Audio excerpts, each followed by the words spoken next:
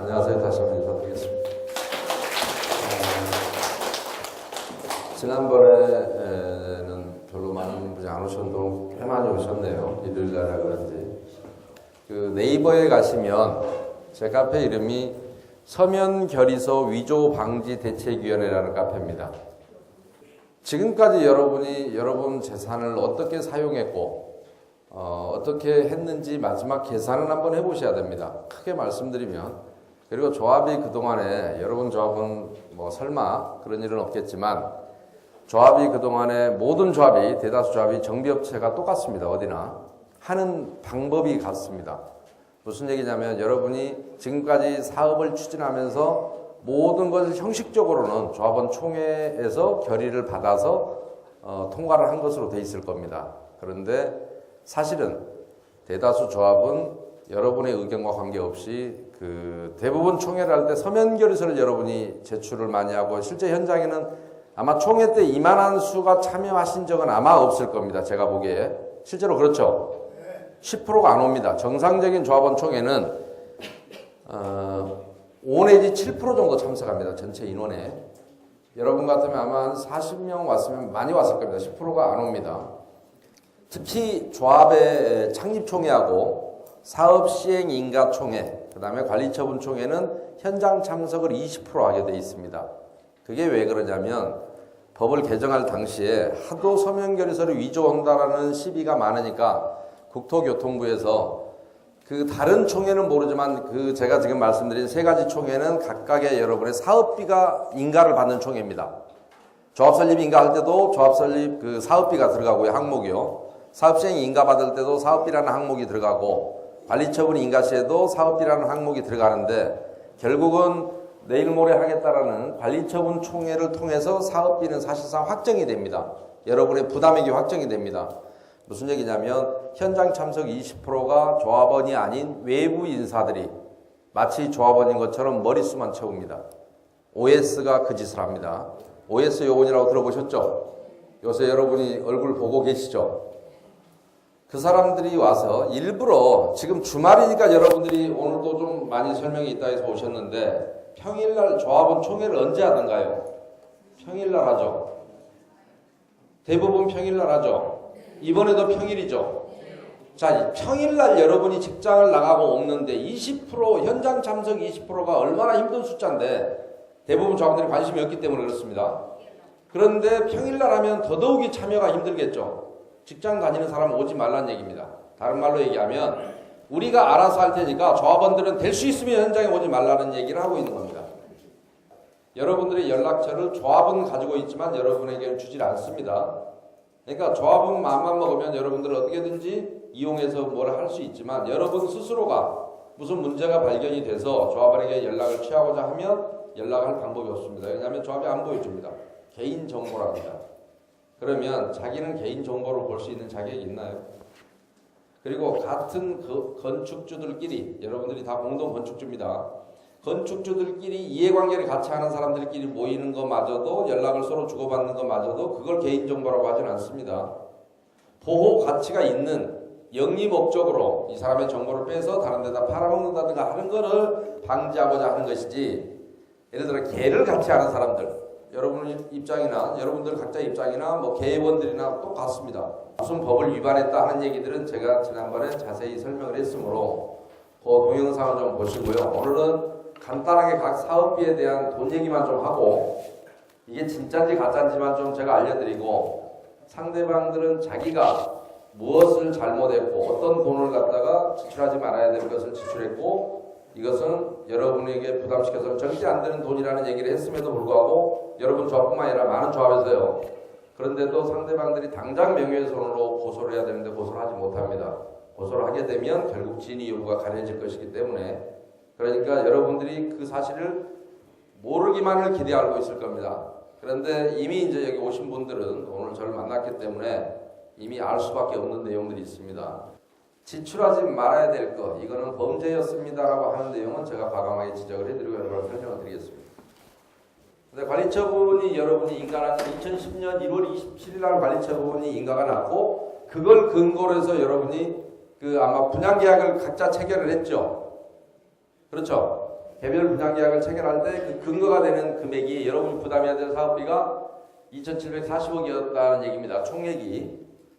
그런데 분명히 없었던 사업비가 여기 같은 경우 뭐 전기 철거, 상수 철거 뭐 이런 것도 이 당시에는 없었는데 생겨났지 않습니까? 근데 분명히 사업비가 늘었는데 총액에서는 왔다 갔다 합니다. 오히려 줄어듭니다. 총액이 줄어들었다면 여러분은 돈을 돌려받아야 됩니다. 18억 4천이었던 설계비가 17억 4백으로 참 1억 3,500을 떨궈 주신다니까 반갑기는 한데 저게 왜 변경된지 여러분 압니까? 그러면 여러분이 혹시 그 사업시행 인가를 통해서 건축물 면적이 축소됐나요? 애당초 인가 받은 것보다? 혹시 그랬습니까? 똑같습니까? 그러니까 여러분이 왜 제가 그 질문을 여러분에게 던지냐면 관리처분 변경이 날 때쯤이면 이미 설계는 언제 이루어지냐면 사업시행 인가를 받기 전에 설계가 이루어집니다. 그렇기 때문에 사업시행 인가라는 게 건축허가예요. 다른 말로 얘기하면 건축허가를 받기 전에 이미 설계를 다 완료를 했기 때문에 관리처분 단계까지 오게 되면 설계비가 왔다 갔다 할 일 자체가 없습니다. 사실은. 그러면 맨 처음에 18억 4천이라고 잡았던 게 가짜든가 이것도 믿을 수 없든가 이 시기에는 관리처분 인가 때 나온 설계비는 특별하게 건물 면적이 차이가 없는 한 바뀌어야 될 이유가 없는 거라고요. 무슨 말씀인지 아시겠죠? 그냥 줄여져서 기분이 좋은 게 문제가 아니라 바뀔 필요가 없는 게 바뀌었다는 얘기는 전체적으로 믿기가 어렵다 이런 얘기입니다. 2014년 3월 18일 거는 제가 지금 전해 듣기를 조합에 가서 확인해 보니까 뭐 그런 금액이 나왔다는데 18억 4천짜리를 애당초 잡아놨다가 조합에 가서 물어보니까 16억이었다는 얘기고 근데 이번에는 또 왜 17억으로 그러면 올라갑니까? 그러니까 아무튼 이 조합이 갖고 있는 문제는요. 어떤 것도 믿을 수가 없다는 얘기입니다. 앞으로 이제 더 충격적인 얘기들이 많이 나올 겁니다. 감리비도 35억인데 38억으로 갔다가 38억 8,500으로 갔는데 이게 왜 이렇게 갔는지 잘 모르겠습니다. 가운데 숫자가 조합에서 확인해 준 숫자라면 조합에서 확인해 준 것도 다르고 과거에 관리처분 때 뭐 3억 8천이 결국 올라간 건데 올라가야 할 이유가 없습니다. 이때쯤 되면 관리처분 할 때는 대부분의 계약은 시공만 제외하고는 모든 계약이 끝난 상태거든요. 그런데 그 이후에 건축 면적이 바뀌거나 하지 않는 한 변경돼야 될 이유는 없었다는 얘기입니다. 합리적인 이유는 없었습니다. 그런데 왜 변경되는지를 모르겠습니다. 우리가 알지도 잘 못하고 전체적으로 돈을 줬으면 언젠가는 끝나고 정산은 한번 해봐야 되지 않겠습니까? 이 금액이 맞았는지, 왜 이 금액을 달라고 했는지, 왜 이 금액을 기준으로 우리에게 분양계약을 하라고 했는지는 여러분이 좀 따져봐야 된다는 얘기입니다. 건축 연면적이 변경이 됐더라면 건축시설 공사비도 분명히 변경이 됐을 텐데 저 금액이 변경이 없는 걸로 봐서는 설계비랑 감리비가 변경돼야 될 이유는 하나도 없죠. 그렇죠? 공사비도 안 변했는데 설계나 감리는 내가 거기 따라가는 거 아니겠습니까? 그렇죠? 그런데 묘합니다. 그러니까 그 묘한 거는 여러분이 밝히셔야 됩니다. 여러분 철거 회사가 상호진 건설로 되어 있는 거로 제가 기억을 합니다. 그런데 그 회사가 2008년도에 여러분과 철거 계약을 할 당시에 여기 나와 있는 전기, 수도, 상수도, 도시가스 요게 그쪽 계약서에 명백하게 포함되어 있습니다. 상호진 건설에서 하기로 되어 있습니다. 그런데 그리고 수도나 전기, 가스는 건물에 다 붙어 있기 때문에 건물 부실 때 한꺼번에 하는 것이지 이것만 다른 업체가 와서 따로 철거를 할 수는 없습니다. 그런데 여러분들이 그때 철거 계약서에 최초 철거 계약서에 그게 다 포함이 되어 있습니다. 그런데 갑자기 2010년 1월이 되면 이 관리처분 변경인가 총회하기 직전입니다. 2년이 그러니까 여러분과 계약을 하고 나서 약 2년은 아니고 한 1년 그때 2008년 몇 월경에 중순경에 했죠. 맨 처음에 계약을. 그리고 2010년 1월경에 똑같은 회사 이름으로요. 원래 그 회사에서 하기로 돼 있던 전기, 수도, 가스를 다시 그 회사 이름으로 여러분이 기억을 못할 것 같으니까 다시 그 회사 이름으로 세 개를 이렇게 합니다. 이게 7억 7,100인가 그럴 겁니다. 합치면. 그렇죠? 세 개를 합쳐서 수도 따로, 전기 따로, 가스 따로. 근데 다른 조합은요, 모르게 하려고 수도나 전기, 가스를 마치 따로 철거하는 것처럼 하게 하려고 회사 이름을 다른 회사 이름으로 계약을 합니다. A라는 실제 철거 회사가 하는데 다른 회사 B, C, D를 갖고 와서 이 사람은 전기 철거하는 사람, 이 사람은 가스 철거하는 사람, 이 사람은 수도 철거하는 사람 이렇게 하는 경우는 있지만 그런 경우는 많습니다. 거의 지금 2008년도 이후에 이런 못된 짓들을 각 조합들이 시작을 했습니다. 그전에는 없었습니다. 그런 거. 그런데 여러분 조합은 2년쯤 지난 뒤에 여러분이 모를까봐 그 회사 이름으로 다시 띄어냅니다. 7억 7천100. 허위 계약입니다. 허위 계약이 아니라 이중 계약이죠. 그렇죠? 원래 한 거를 또 일부를 빼갖고 계약을 했단 말입니다. 이해가시죠? 이게 7억 7천100 정도 됩니다. 명백하게 허위 계약입니다. 그런데 그러니까 같은 회사 이름으로 또 뽑아먹었습니다.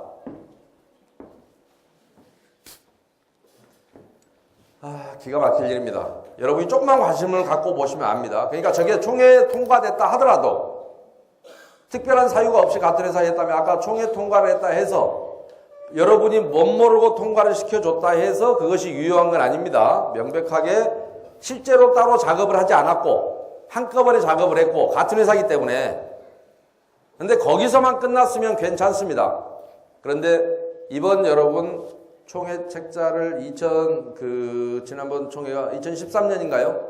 그때 총회 책자를 보시면 상수도 철거 회사가 또 등장합니다. 그러니까 자, 처음에 한 번 했고 두 번째 한 건 재탕입니다. 그 다음에 2013년이 들어가면 여러분 총회 책자 보십시오. 3탕이 들어갑니다. 3탕. 세 번째. 상수도 회사가 또 등장합니다. 그 다음에 전기회사 또 등장합니다. 그런데 그런 식으로 해서 다시 등장하는 지난번에 제가 설명의 영상이 있습니다. 그때는 총회 자료를 보면서 제가 하나하나 업체 이름까지 제가 불러드렸습니다. 3탕을 했습니다. 이게 무슨 보약도 아니고 재탕에서 끝나는 게 아니라 3탕까지 해먹고요. 그 다음에 전기 철거니 뭐 이런 것들 통신선 철거 전부 다 철거 계약에 포함되어 있습니다. 그런데 이번 내일 모레 하고자 하는 4월 29일 총회 책자에 보시면 전기는 한전에서 하고 뭐 각종 통신선로는 각 통신회사별로 이설한다라는 계약서들이 쭉 나옵니다. 그런데 그거를 이설한다는 비용이 도대체 저는 무슨 비용인지 모르겠습니다. 처음 봤거든요.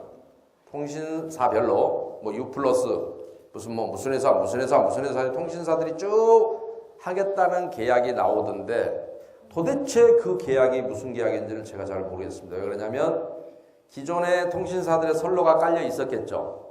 근데 물론 철거 계약에 포함되어 있기도 하지만 깔려 있었으면 새로 집이 지어지면 통신사들은 자기 영업을 위해서 선로를 깝니다. 다시 여러분들이 인터넷 같은 걸 가입하고 하려면 깔고요. 그 다음에 옥상 같은 데 가면 특히 중계기 같은 거 설치합니다. 각 통신사별로. 그죠? 핸드폰 품질 좋아지라고 아파트 한 잔 설치해요. 거꾸로 그거 설치하면서 돈을 임대료를 여러분한테 줍니다. 통신사가. 그런데 선로 깐다고 여러분한테 돈을 받는 계약은 제가 다른 조합에서 아직 못 봤기 때문에 이게 뭔지를 제가 잘 모르겠습니다. 그런데 대부분 그 통신사들이 갖고 있는 중개탑, 그러니까 그 임차 계약을 해요. 그거를 마지막에 입주자 대표에서는 우리가 계약하겠다. 어차피 우리가 받을 돈이니까 앞으로. 조합에서는 그것도 마지막에 해먹으려고 그놈들한테 해갖고 제가 알고 있는 제가 최초로 관여했던 조합인 잠실 2단지 조합 같은 경우는 그 돈을 슬그머니 받아갖고 조합이 들고 있었습니다. 차마 쓰지를 못하고 임대료를 받은 거예요. 그러니까 그 중계기 설치했던 각 그 통신사에서. 그래서 그걸 매덕을 받아 들고 있는데 입주자 대표에서 알았어요. 그거 내놔. 네 몫이 아니잖아. 조합하고 아무 관계없는 아파트가 다 지어져서 아파트 옥상에다 통신 중계탑을 설치하고 준 임대료고 보증금이니까 당장 그걸 내놔. 그래갖고 공문 하나 보내니까 조합장이 슬그머니 못 이긴 척하고 조합 통장에 넣는 게 아니라 지 통장에 넣어놨다가 입주자 대표에 반납을 했어요. 여러분이 이제 입주를 했으면 조합원의 자격에서 입주자 대표의 신분을 갖게 되지 않겠습니까? 입주자의 구성원이 또 되지 않습니까? 그러면 그런 거 같은 경우는 아까도 얘기했지만 조합이 사업에서 들어가는 돈이 아니라 입주자 대표의 쪽에서 이제 그런 것도 혹시 조합에 있으면 따져보셔갖고 각 통신사에서 받아내야 됩니다. 입주자 대표의 쪽으로 옮겨놔야 됩니다. 그걸 조합이 먹으려고 하는 데도 있더라고요. 그 다음에 이설비요. 상수도, 전신주, 통신주, 진입로, 가로등, 가로수등 이설비가 16억 1,500이 들어간다고 하는데 이것도 뭔가 이상하죠. 맨 처음에 17억 4,300이었다가 16억으로 떨어진 것이 반가운 것이 아니라 이설비라는 거는 뭐냐면 여러분이 상하수도 같은 게 들어오면 제가 그림으로 그릴 수가 없어 그런데 만약에 이쪽에서 상수도가 들어와서 우리 쪽 여러분 재개발 구역을 지나서 이쪽으로 만약에 상수도가 갔다고 생각합시다. 그러면 여러분 구역을 재개발을 하기 위해서 이쪽에 상수도를 막아야지만이 이쪽을 철거를 할 수 있을 거 아니에요? 그래 버리면 이쪽이 단수 현상이 일어나겠죠. 물이 끊겨버리지 않겠습니까? 그러면 수도공사에서는 이 파이프라인을 자기들이 깔아놨기 때문에 여기에 여러분이 저기 하는 건 좋은데 이쪽에 여러분 철거를 하는 바람에 이쪽에 세대들이 여러분 구역을 통과해서 갔기 때문에 돈을 못 받으면 물이 공급 안 되면 안 되니까 여러분 철거 저기를 하기 전에 이 관을 요렇게 돌려서 요렇게 이쪽에다 연결을 별도 관을 신설해 줘야 됩니다. 이거를 통상 사실은 관로를 신설공사가 맞는데 이설은 여기 있는 걸 이전해서 저쪽으로 가는 것이 아니라 이건 폐기처분 하고 새로 신설을 하지만 통상 그 공사를 이설공사라고 표기를 하는데 모든 조합이 이설공사가 있냐면 있는 조합도 있고 없는 조합도 있습니다. 그렇죠? 우리 구역을 통과해서 뭐가 지나갔으면 이설을 하는 경우가 있지만 다른 데서 와서 우리 구역이 끝이거나 이러면 이설공사는 없습니다. 그리고 이설공사는 여러분들이 직접 하는 게 아니라 저쪽에 수도사업소나 가스사업소나 가스관도 마찬가지고요. 이설공사가 있을 수도 있고 없을 수도 있습니다. 이게 가스관이나 수도관이 많이 노후화되어 있다.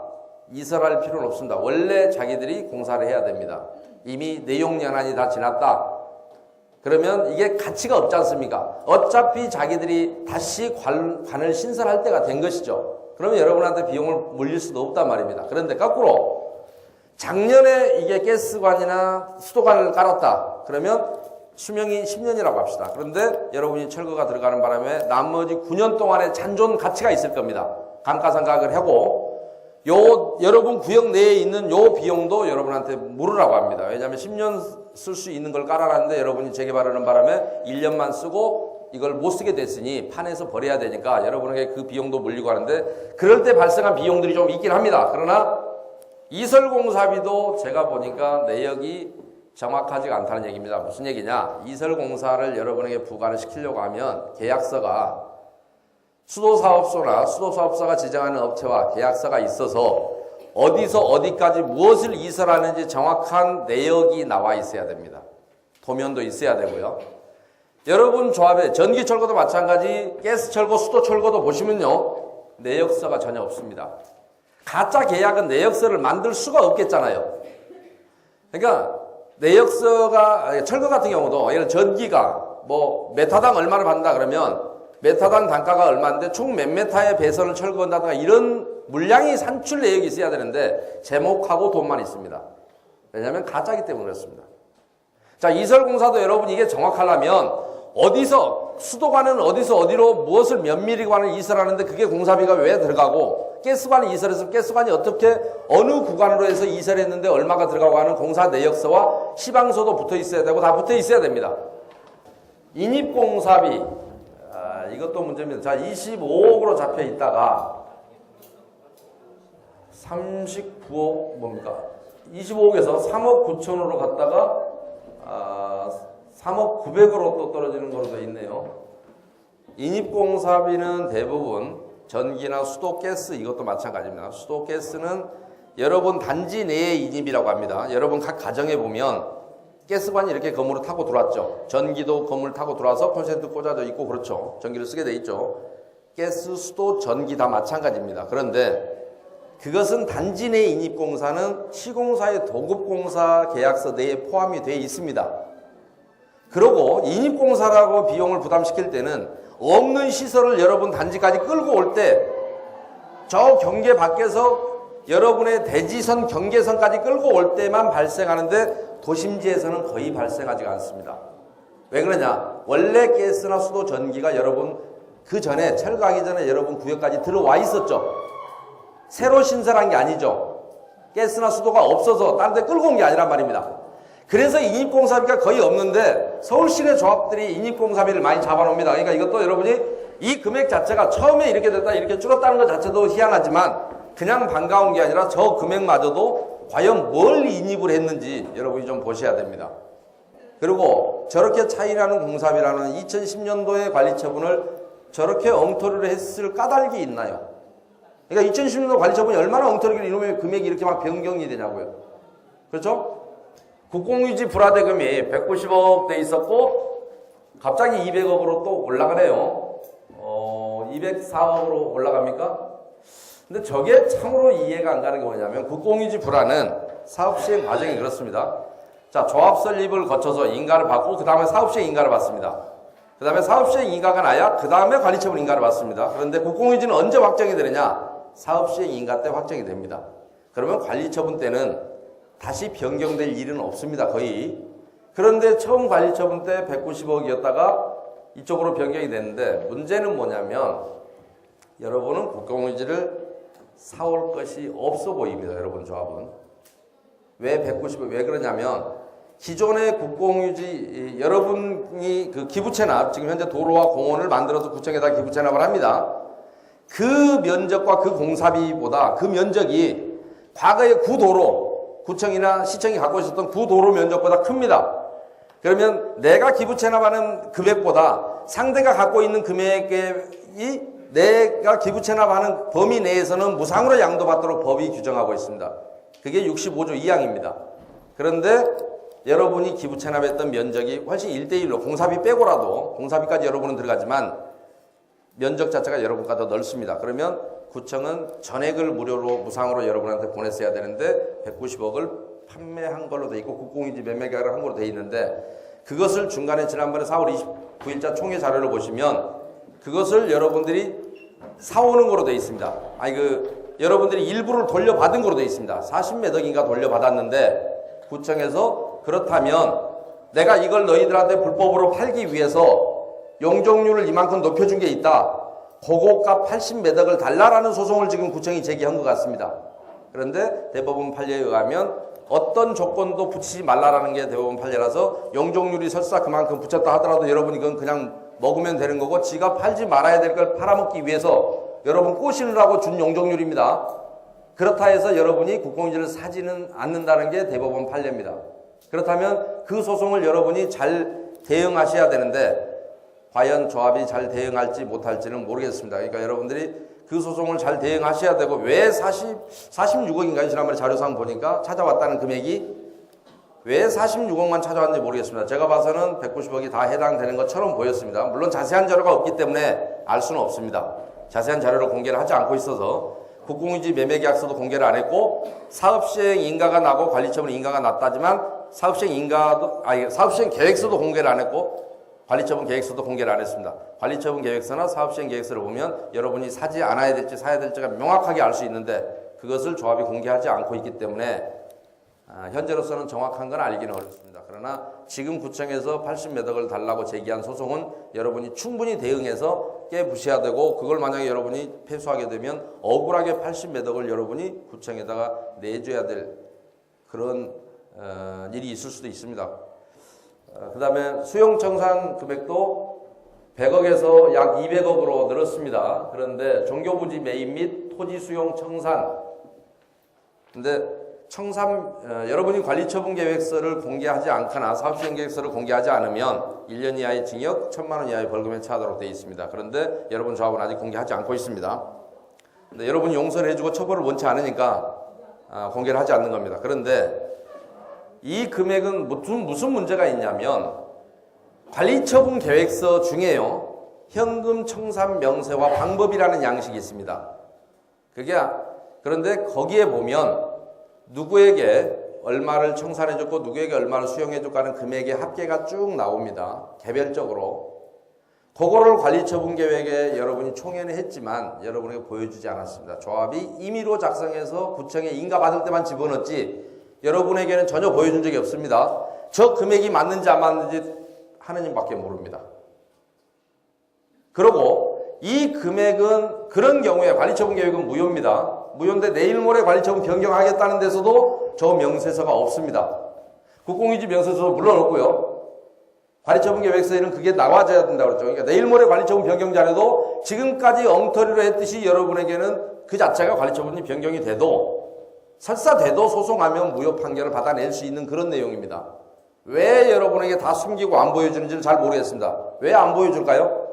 지금까지 여러분이 가만히 있었고 조금만 지나면 이번만 지나면 이제 다 끝나고 우리가 무슨 일을 했는지 조합원들이 더 이상 시비를 하지 않을 것 같다 하니까 끝까지 안 보여줘야 돼. 근데 지금까지 안 보여주다가 마지막에 딱 보여주면 여러분의 의구심이 확 늘어나면 조합은 뒤집힐 거기 때문에 절대 한 번 안 보여준 거를 중간에 보여주는 일은 없겠죠. 내일 모레 총회는 말이 관리처분 변경이지 관리처분 계획서가 변경 계획서가 없습니다. 자금 내역만 있는 겁니다. 이 표 하나하고 제목하고 금액만 딱 알려주면 여러분이 그 정도 들어갔겠구나라고 수긍하고 납득할 수 있습니까? 그런데 대부분 조합은 제가 왜 이 말씀을 드리냐면 현금 청산 비용이 실제로 다 합쳐봤더니 그 금액이 아닙니다. 총액을 속여요. 다른 조합 얘기입니다. 기가 막힐 일입니다. 원래 합계를 안 빼놔요.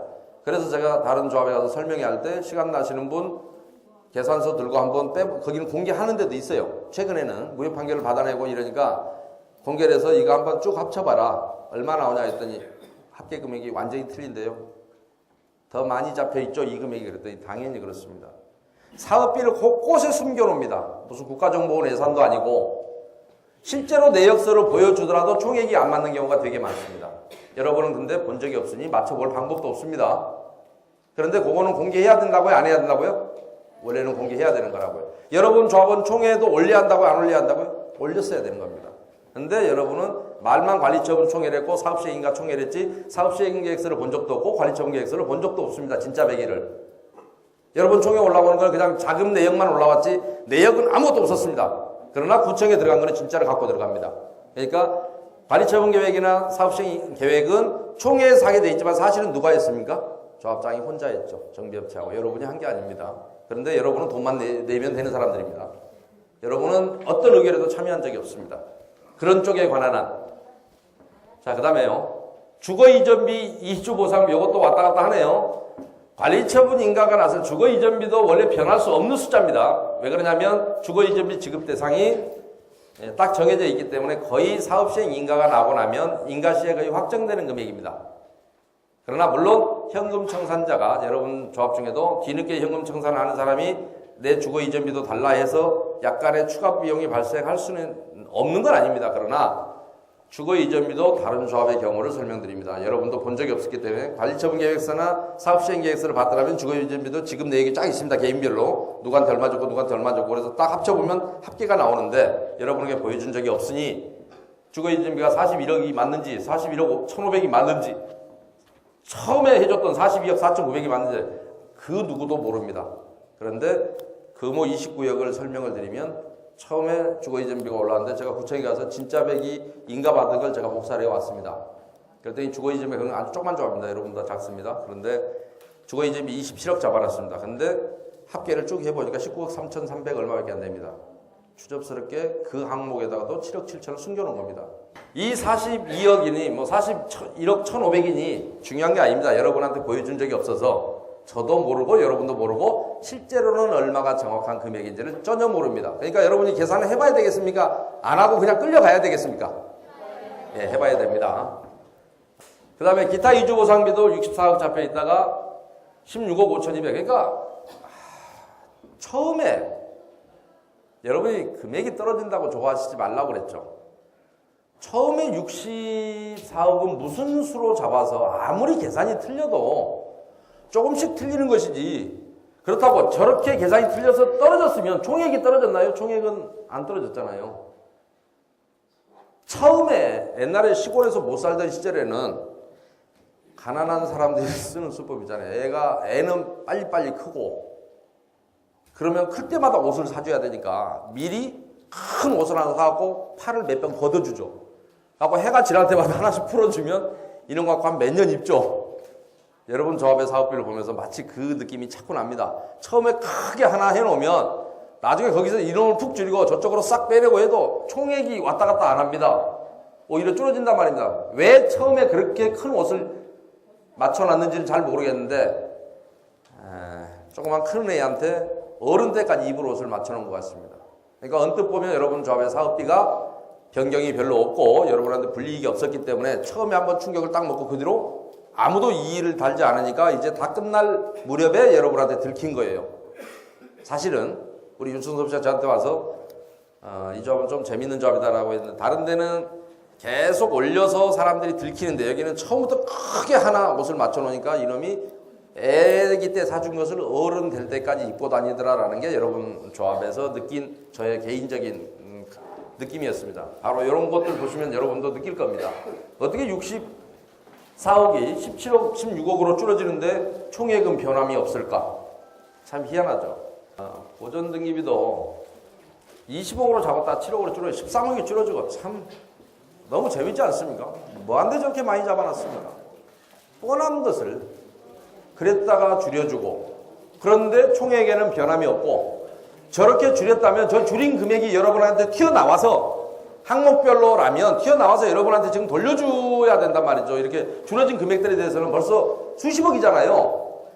근데 딴 데서 다 또 신설 항목을 줄여서 만들어버렸기 때문에 어떤 것도 여기서는 줄어지고 이쪽에서는 새로 만들고 그러니까 계속 항목 간에 왔다 갔다 하니까 어느 것도 믿을 수 없어요. 저는 여러분 조합의 사업비는. 여러분이 직접 가서 보시기 전에는 알 수가 없습니다. 알 수가. 그 다음에 제세공과금 여기는 90억이나 차이 나네요. 이제 갈수록 처음에 뭐한테 120억을 잡아놓습니까? 세금을 낼 일이 120억이나 있습니까? 여러분들은 세금 낼 일이 그렇게 많지는 않습니다. 법인세를 조합 설립 인가시부터 사업시행 인가시까지의 사이의 지가 변동물에 공시지가 변동물에 한해서 법인세를 내는 게 큰 세금이고요. 그 외에는 세금 낼 게 그다지 많지 않습니다. 여러분 조합의 비영리라서 그렇습니다. 조합 자체가 개인별로 초과된 취득세를 내거나 하는 건 변론으로 하고 조합이 내야 될 세금이 그렇게 많지 않은데 처음에 120억을 세금을 잡아놨습니다. 100억 넘게 세금을 잡아놓은 조합은 굉장히 큰 조합도 제가 많이 봤지만 아직 본 적은 없습니다. 그런데 이 30억도 여러분 조합의 규모 사이즈에 비하면 저게 무슨 세금이 30억이나 들어가지라는 생각이 듭니다. 여러분이 계산해 보셔야 됩니다. 소송비용 8억을 예상했는데 16억 들어갔나요? 소송비가 조합이 제대로 운영되면 됐으면 정말 안 들어가도 되는 비용 중에 하나가 소송비용입니다. 제가 조합의 예산서를 볼 때마다 가장 안타까운 비용이기도 하고요. 그 비용은 될 수 있으면 없어져야 되는 비용이 맞습니다. 어쩔 수 없이 뭐 이해를 잘 못해서 소송하고 하는 경우는 있을지언정 여러분 같은 경우는 진짜로 소송 안 했거든요. 제가 보기에. 이런 엉터리를 놓고 소송한 사람이 하나도 없단 말입니다. 그러니까 어쩌다가 소송은 내가 뭐 현금 청산자가 뭐 좀 돈 더 달라 뭐 이런 소송을 했는지 모르겠지만 진짜 조합이 잘못하고 있어서 조합을 제대로 가라라고 하는 소송은 내가 보니까 별로 한 사람이 없어요. 그런데도 불구하고 소송비가 16억이나 들어간 것 같습니다. 공공시설 설치 비용 계산 및 용역비, 임대아파트 분양가 산정 용역비 이런 것들은 여기 보니까 재밌네요. 지금 다 일이 끝났는데도 추정액이라는 표현을 씁니다. 추정이 아니라 이미 끝났죠. 확정액이죠. 언제까지 추정액을 쓰고 있을지 모르겠는데 공공주택 임대아파트 분양가 산정은 제가 항상 조합에 가서 볼 때마다 제가 비싸게 준 거는 얘기 안 한다고 했는데 할 수밖에 없네요. 하도 기가 막혀서. 국토교통부에 가면 임대아파트 표준건축비 산정 기준이라는 게 나와 있습니다. 국토교통부 고시 중에. 근데 이거는 여러분이 조금만 설계사무실에 어디든 맡겨갖고 이거 뽑아봐라 하면 설계비도 저렇게 많이 줬는데 하면 될 일인데 꼭 조합이 별개 업체를 선정해서 엄청난 비용들을 지출합니다. 그래서 제가 옛날에 왕십리 모 구역 조합을 설명회를 하고 나서 저 비용을 볼 때마다 너무너무 아깝다. 굳이 임대아파트 분양가 산정 용역비를 준다면 소송도 변호사들이 500이나 700 받고 삐리리한 변호사들은 한 500이나 700 받고 한 10달씩 고생하고 1년씩 고생하지 않습니까? 그런데 저거 용역 맡아서 한 500이나 700 받으면 정말 좋을 텐데 라는 생각을 했습니다. 왜냐하면 일반인들이 잘 계산 못하는데 계산식이 나와 있으니 거기다 엑셀 작업 같은 거 해서 간단하게 할 수 있을 텐데 저걸 몇 천만 원을 주거나 몇 억씩 나가는 거는 너무 아깝다 그랬더니 제 설명회를 제가 아는 애가 하나 들었는데 건설회사 출신이에요. 그러니까 끝나고 나서 저한테 본사님 말대로 제가 건설회사 있을 때 저런 거 해봤거든요. 700 주면 땡큐죠라고 얘기하면서 웃더라고요. 근데 아무튼 비싼 걸 얘기를 안 하려고 했는데 모르겠습니다. 계약서를 안 봐서. 근데 좀 많이 잡혀 있어서 일반 분양가 절세, 이것도 제가 다른 조합에서 그 기가 막히는 항목을 많이 봤는데 일반 분양가 절세 용역으로 1억 7,600이 나갔다. 절세 용역비 이해가 좀 안 됩니다. 처음 보는 항목입니다. 왜냐하면 분양가 다운시키는 게 절세는 세금을 깎아주는 용역을 했다는데 글쎄요. 그러면 얼마를 깎았길래 1억 7,600을 줬는지 그 용역물이 있어야 되는데 이 항목을 조합에서는 제가 처음 봤거든요. 그리고 저런 용역이 가능할까 생각했습니다.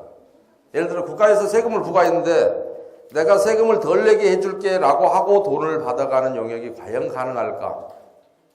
다른 명목으로 세무신고, 세무대행하면서 의뢰인을 위해서 최대한 뭘 깎고 이건 가능할 것 같아요. 그렇지 않겠습니까? 의뢰인 편에 서서 최소한 세금이 적게 나오고. 그런데 이것을 대놓고 세금 깎아주는 용역계약으로를 체결한다? 그게 여러분 어떠세요? 저는 아무튼 이거 항목 보면서 저런 용역이 있기도 내놓고 하기도 뭐하지만 저걸 계약을 해서 돈을 지불한다?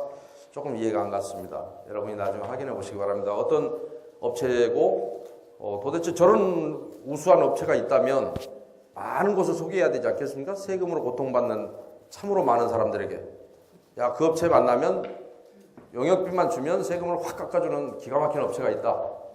그런 거잖아요. 잘 모르겠습니다. 처음 봐서 그렇습니다. 처음 봐서. 수용 재결 4,950 다른 조합에서 또 많이 손을 안 댔습니다. 안 된 건 안 됐다고 얘기해야 됩니다. 다른 조합에서는 수용 재결 명목으로 또 막 수억에서 뭐 10억까지도 손을 댑니다. 근데 저거 후라이입니다. 가짜입니다. 왜냐하면 수용 재결은 조합이 협의를 해서 안 되면 현금 청산자들 협의가 안 되면 서울시 지방토지수용위원회에 수용 재결 신청서라는 양식이 여러분 출생신고서만큼이나 간단한 양식이고 거기다 내용만 써서 주면 하는 짓은 국가기관이 합니다. 그러니까 그거 하나 쓸지 몰라서 수용 재결 신청서 쓸지 몰라서 외부에 용역을 주는 것은 참으로 웃긴 일이죠. 조합의 직원이 뭐 하길래 수용 재결은 조합이 직접 하고 외부 용역을 주지 말아야 되는데 이걸로 해서 모 조합은 7억 천이 나가기도 하고 해먹기도 하는데 여러분은 4,900 얼마라 귀엽긴 하네요. 그러나 저것도 적정해 보이지는 않습니다. 여러분 조합보다 작은데도 뭐 7억을 저걸로 빼려고 아무튼 조합에서 장난치는 것들요. 죽이고 싶을 만큼 많습니다. 그 다음에요. 회계 2억 7,500이건 뭡니까? 2012년도 법인세 신고분 등 청산시까지 발생할 조합의 세무신고 용역? 원래 세무신고 용역비가 없었나요? 왜 지금 과거의 거는 안 하고 절세 용역도 나갔고 근데 회계가 아까 그놈은 세금을 깎아주는 기가 막힌 회사고 여기는 그냥 아무렇게나 하는 회계 사무실로 그런 모양이죠? 그렇죠? 그러니까 없던 게 생겼어요. 없던 게 옛날에는 없어요. 2010년에는 없었는데 아무튼 회계 비용이 생겼고요. 외주 용역비란 말이 뭔 말입니까? 아니 지금 모든 용역은 이런 걸 통틀어서 외주 용역이라고 하죠. 아니 용역이라고 하죠. 서비스 영어로는. 그런데 외주 용역 이게 내부 사람이 하는 게 하나나 있습니까? 다 외부 업체죠. 그런데 외주 용역이 또 있어요. 저게 뭐랍니까 도대체? 이거는 내부 용역이었나요? 아직까지는 항목을 알 수 없는 그것을 6억 5천 잡아놨습니다. 그런데 설명해 보니까 추가 필요한 용역이라 돼 있는데 이렇게 다 하셨는데 뭐가 추가로 필요할까요? 아파트가 내일 모레 등기하고 끝내겠다는 거 아닙니까? 끝내겠다는 마당에 추가 용역이 뭐가 필요할까요? 재밌습니다. 4월 29일 날 처음 나와서 추가 용역이 나왔기 때문에 재밌다는 얘기입니다. 지금까지 다 이렇게 하고도 모자라서. 왜냐면 딴 데서 애당초 크게 잡아놨다가 항목을 막 줄였던 것들이 있는데 어디엔가는 넣어서 여러분한테 안 돌아가게 또 만들어놔야 되잖아요. 그걸 줄이면 여러분이 돌려달라고 할 거니까 비례율을 그러니까 절대 올려서는 안 되고 그대로 맞추려고 하다 보니까 거시기도 넣고 머시기도 넣고 막 넣는 거죠. 그거로밖에는 이해가 되지 않습니다. 대여금 이자 300억을 잡았다가 230억으로 되어 있습니다. 근데 그 대여금 이자가 여러분 저기인가요? 이주비 받은 거에 대한 이자입니까? 네. 그것도 대부분은 조합이 가장 예산을 숨기기 좋은 곳이 이자라는 부분입니다. 이자. 왜냐하면 빚이 얼마인지도 모르기 때문에 여러분은 조합의 부채가 얼마인지 몰라서 이자가 얼마인지를 알 수도 없습니다. 그런데 엊그저께 해임총회 화요일 날에 했던 전주 바구머를 가면 거기서 물어봤습니다. 거기도 가짜가 많은데요. 거기는 여러분보다 많이 행복합니다. 왜냐하면 여러분은 공사비가 전체 사업비 중에서 공사비가 차지하는 비율이 몇 프로입니까? 58%? 61%입니까? 그러면 제가 매번 그 조합이 건전하려고 하면 저런 가짜 사업비가 없다면 아까 한 회사가 2번 해먹고 또 다른 회사 시켜서 3탕까지 했지 않습니까? 상하수도 같은 경우 상수도 철거 3탕을 해먹었는데 그게 없고 그렇게 건전하게 비용을 뻥튀기 안 하고 해놓는 경우에는 재개발조합은 공사비가 차지하는 비율이 75 내지 80%는 돼야 되고요. 재건축조합은 85 내지 90% 정도가 돼야 정상입니다. 그런데 여러분은 61%니까 어디선가는 뭐를 얼마를 잡아놨길래 공사비 빼고도 저렇게 많은 비용이 들어간다는 말인가 한 번쯤 의심해 보셔야 됩니다. 그런데 제가 전주 바구머의 그 해임총회 통과시켰던 데는 재개발조합입니다. 여러분하고 똑같이. 그런데 공사비가 차지하는 비율이 82%입니다. 그런데도 불구하고 허위 사업비가 많은데 그 중에 하나가 이자였습니다. 대여금 이자를 30억 잡아놨습니다. 이주비 이자. 왜냐하면 시골이라 이주비가 적습니다. 세대당 한 7천만 원 된답니다. 그래서 조합원은 한 417명이고요. 그래서 잡아놨는데 사업비 대여금 이자를 얼마를 잡아놨냐면 약 130억 잡아놨습니다. 그래서 제가 그거 여러분 상식적으로 계산합시다 했습니다. 여러분은 관리처분이 끝나고 나면 일반 부담 수입이 들어오고 그 다음에 저기도 들어옵니다. 그 조합원 분담금을 20% 내고 그 다음에 10%씩 6번 내고 잔금 20% 내지 않습니까? 그런데 결국은 이주비가 7천만 원 정도인데 이주비 이자는 30억이고 사업비 대여금 이자가 130억이 된다는 얘기는 4배가 넘지 않습니까? 여러분은 세대당 2억 8천이라는 빚을 조합이 사업을 시작해서 끝날 때까지 지고 있었을 때 130억의 이자가 나오면 맞을 겁니다. 있어요. 왜냐하면 이주비가 7천인데 그 이자가 30억이기 때문에 그러니까 조합원들이 깜짝 놀랐죠. 왜냐하면 그런데 숨겨진 사업비가 제일 많다는 얘기입니다. 허위 사업비라고 볼 수도 없고 숨겨진 사업비입니다. 그러니까 조합의 예산서를 보고 있으면 마치 국가정보원을 보는 것 같습니다. 국가정보원의 예산서가 따로 없습니다. 국가정보원 예산이 만약에 있다면 첫째 국가기관에서 예산 심의하는 우리 재정경제부나 그 다음에 국회의원들이 다 알지 않겠습니까? 그러면 그걸 다 알아버리면 그게 무슨 그 나라의 정보기관입니까? 내년도에 국가정보원이 무슨 사업을 한대라고 다 까발려지면 이미 정보원이 아니죠. 그래서 각 부서 예산 속에 숨겨져 있습니다. 잘 모르죠. 누구도 모릅니다.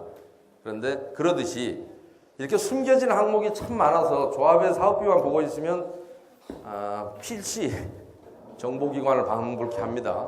그러니까 이것도 왜 금액이 정확한지 어쩐지 제가 잘 모르겠습니다. 여러분이 나중에 보시면 대여금 이자 같은 경우도 대단히 높게 잡아놓는 경우가 되게 많더라라는 얘기를 드리는 겁니다. 그러니까 여러분은 자료가 없으니까 정확히 알 수는 없습니다. 그동안에 여러분이 분명히 분담금을 내줬고 했기 때문에 일반부장 수익금도 들어왔는데 과연 대여금 이자나 이런 게 저 금액이 적정한지 이주비 이자는 얼마고 그중에 금융기관에 차입해서 들어간 이자는 얼마인지를 알 수가 없는데 금액들이 워낙 크기 때문에 여러분이 나중에 맞춰봐야 될 필요성이 좀 있습니다. 아까 보시면 어떤 경우에도 맨 처음에 많이 잡아놨다가 심지어는 120억이 30억으로 떨어지고 막 이랬지 않습니까? 그러면 여러분한테 다시 줄였으니까 여러분 분담금을 좀 줄여줘야 되는데 어찌됐든 여러분한테는 안 돌려주잖아요. 다른 쪽에 다 또 다시 이쪽에서 남으면 이쪽으로 흐트러뜨려서 다른 데도 막 이렇게 놔두지 않습니까? 처음에 원체 큰 옷을 사줬고. 근데 예비비 보십시오. 자, 75억에서 이렇게 다 항목이 있는데 또 예비비는 뭡니까? 혹시나 모를 거에 대비해서 하는 게 예비비죠. 우리가 예측할 수 없는 거. 그런데 내년도 이게 마지막 4월 29일 총회는 죄송하지만 예비비라는 게 있을 수 있을까요? 없을까요? 이제 사업이 다 끝나서 아직 예측할 수 없는 것들이 얼마나 남아 있습니까? 처음에는 예비비를 얼마 들어갈지 모르니까 우리가 항목을 몰라서 잡을 수는 있어요. 근데 이놈의 예비비가 언제까지 예비비야? 늘어나요. 아직도 일이 다 끝났는데도 무엇이 있을지 모르니까 80억을 남겨놓겠다? 왜 내가 흥분하죠? 그렇다고 나한테 뭐 저기 할 것도 아닌데. 지금은 예비비가 이제 없어져야 됩니다. 그리고 맨 처음에는 몰라서 사업을 안 해봤으니까 예비비 항목을 편성했다가 사업비를 각각에 했지 않습니까? 그러면 사업비대로 맨 처음에 이런 사업비가 들어간지 몰랐는데 그런 사업비가 있었잖아요. 새로 생겨난 것들. 재탕 뛰느라고 상하수도 따로 뽑은 것도 있고 있었잖아요. 맨 처음에는 하나에 넣어놨다가 그러니까 그렇게 지금은 다 항목을 신설에 다 뽑았어요. 그리고 아까 거시기도 있었죠. 외주비용. 외주 용역비랑 거시기 뭔지도 모를 다 끝난 마당에 왜 그게 필요하냐고요.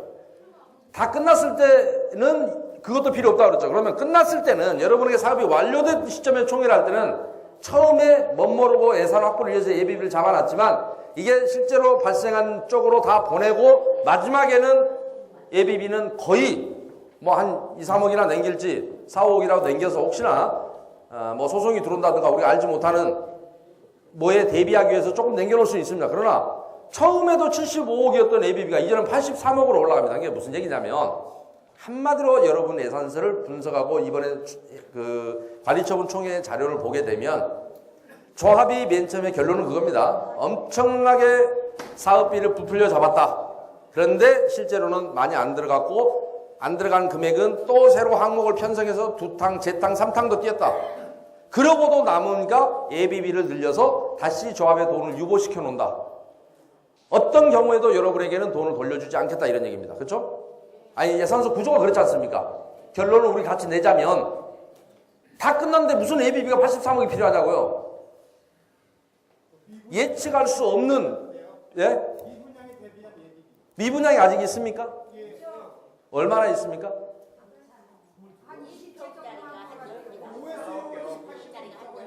예?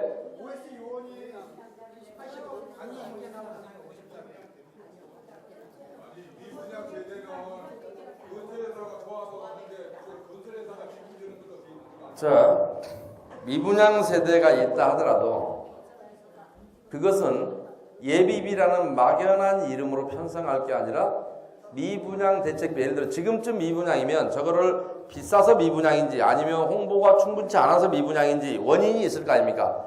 비싸서 미분양이면 아파트 수익금에서 줄여야 되겠죠. 총 들어오는 수익금이 예를 들어 1,000억이 들어올 수 있었던 걸 950억밖에 못 들어오겠다라고 해서 지금은 예산서가 수정이 돼야 될 게 이쪽에다 놔둘 게 아니라 수익금에서 줄어져야 되는 예산이 편성이 돼야 한다고 그렇죠? 그러지 예비비에다 집어넣어 놓고 이런 짓거리를 하는 게 아니란 말입니다. 수익금이 줄어지고 하다 보면 여러분에게 아까 줄였던 비용들이 이쪽에서는 줄여서 그러니까 이쪽 빼서 이쪽으로 넣고 이쪽 빼서 이쪽으로 넣는 것으로 할 게 아니라 항목별로 각각의 줄은 건 줄이고 새로운 것은 왜 이게 필요했다라고 여러분에게 그 당시에는 예측하지 못했는데 무슨 이유 때문에 이게 생겨났는지 설명하고 정산해서 여러분한테 돌려드릴 건 돌려드려야 되는데 그러지 않았다는 얘기입니다. 그래서 예비비가 지금도 75억 예비비가 지금도 83억으로 늘어나는 것은 아까 실제로는 미분양 대책비 때문에 예비비를 편성했다 하더라도 예비비로 넣어놓으면 여러분이 알 수가 없죠. 저게 미분양 대책비고 실제로 미분양에 따라서 예를 들어 10%만 분양해주면 남은 게 예를 들어서 뭐 400억 어치가 남았다. 근데 10%만 분양을 낮춰줘도 될 것 같다 이러면 수익금을 10%를 400억을 40억을 줄였어야죠.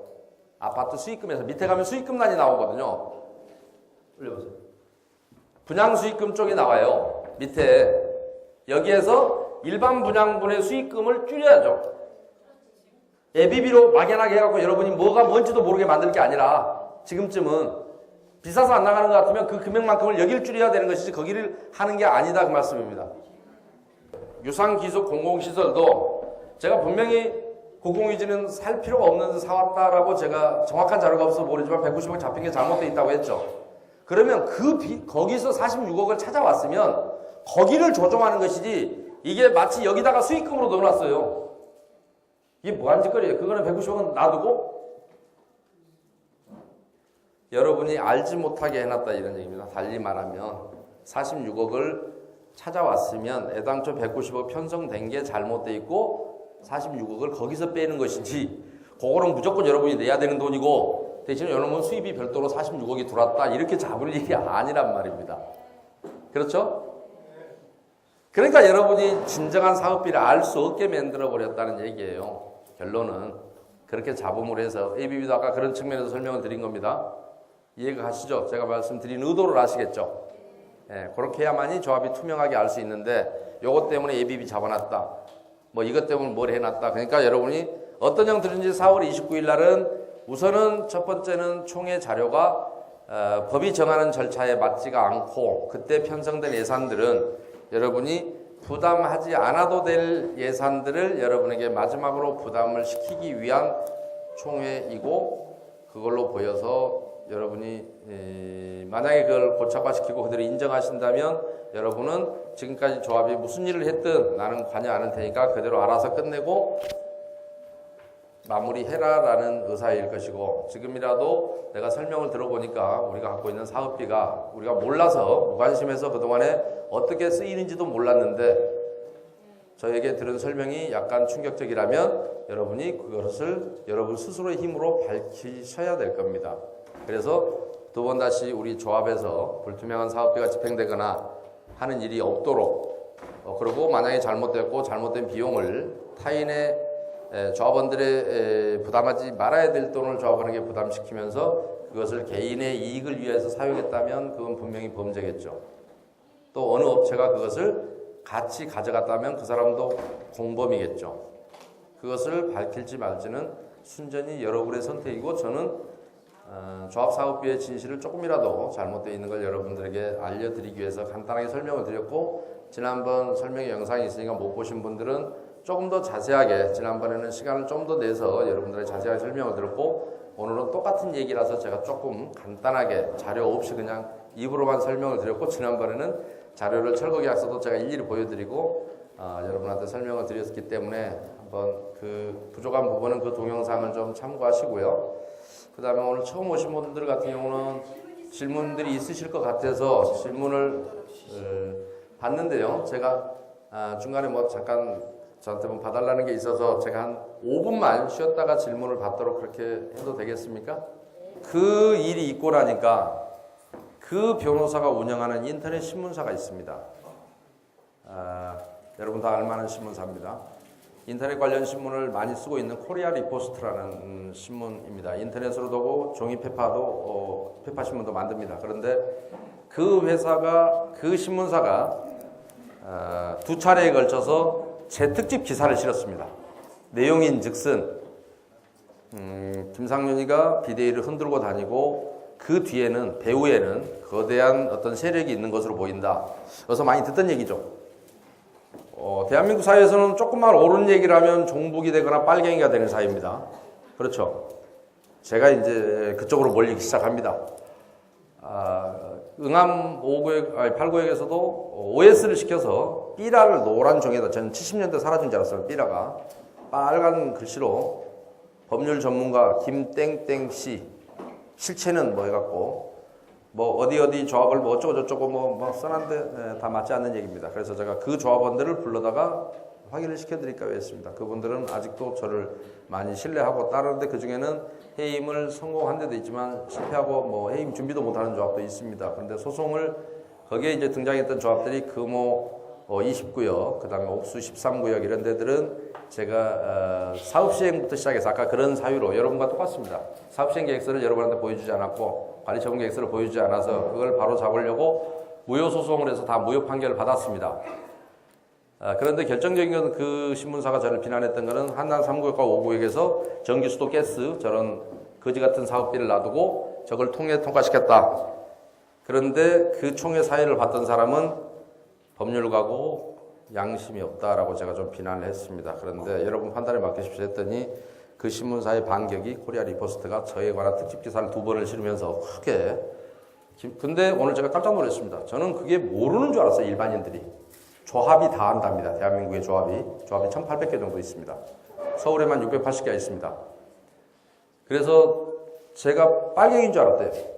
그야말로 한결같이. 그래서 그 내용이 거기에 보면 BK의 뽀로카라고 제가 되어 있습니다. BK라는 데가 법무법인 이름입니다. 그 옥수 13과 금호 20을 소송을 했을 때 제가 제 고향 후배 인놈을 시켜서 소송을 했고, 그때 막 명도 강제로 막 쫓겨나는 조합원들에게 심지어는 굉장히 소송비를 싸게 해서 내가 서면은 다 써줄 테니 소송은 네가 해라. 이 불쌍한 사람들 엄동소란에 쫓겨나면 안 되니 관리처분 자체가 엉터리인데 지금 강제 명도를 진행하고 있으니 네가 이걸 좀 도와줘라 해서 줬는데, 그 인연 때문에 제가 법무법인 BK 할 짓이 없어서 법무법인 프로카 하겠습니까?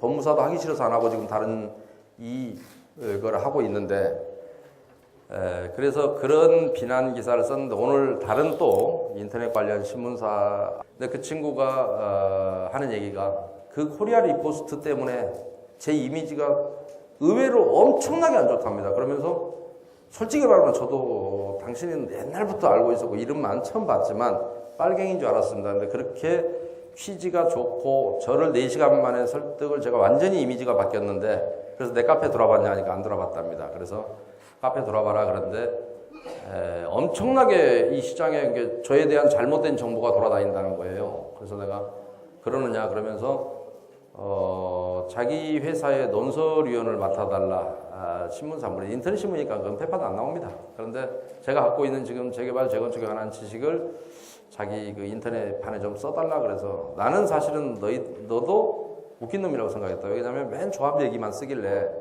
그런데 언론이라고 한다면 말은 있고 론이 없으면 안 된다. 언만 있고 론이 없다. 요즘 우리나라 언론이. 그게 무슨 언론이냐. 네 의견을, 자 이런 현상이 있는데 어느 데서 해임총회가 예를 들어 있었다. 그 이유가 뭔지 타당한지 이걸 해야 되는데, 한결같이 그 조합 쪽에 붙어있는 신문들이 뭐라고 쓰냐면 당분간 사업 차질이 예상된다 이럽니다. 웃기는 것이죠. 아니 해임을 했는데 그 사람만, 그 조합장만, 그 임원만 이 사업을 할 수 있고 다른 사람은 못합니까? 여러분 조합은 다 바보입니까? 사람이 바뀌는 거하고 사업이 늦어지는 게 무슨 상관이 있습니까?